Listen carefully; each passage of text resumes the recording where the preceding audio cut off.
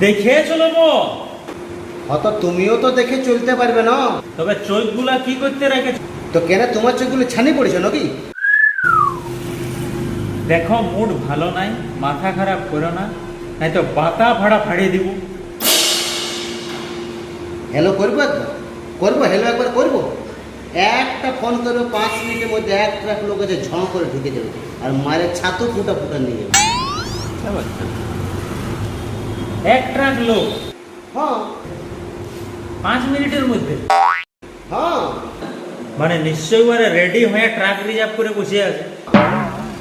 মানে আমি বলতে চাইছি যে ওই লোকগুলা কারা যারা গাড়ি রিজার্ভ করে রেডি হয়ে বসে আছে তোমার চক্করে, যে কখন তুমি ফোন করবে আর 5 মিনিটের মধ্যে তোমার কাছে যেতে হবে। কেন ওরকম লোকের অভাব আছে নাকি আমাদের দেশে? হ্যাঁ, তো ওইটাই বলছি যে কারা।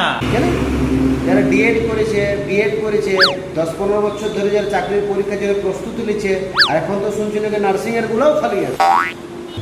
এরপর তো ভাবছি নেট কোয়ালিফাই আর পিএইচডি গুলা को রাখবো। बुरा लगता है भाई, आप लोग भी जानते हो यार, दिल से लगता है भाई, आप समझ ही सकते। দমে একটা টেনশন লিও না, ওরা কা ডালায় বস করাবো না, ওরা কা আগে সিটটাই বস করে নিয়ে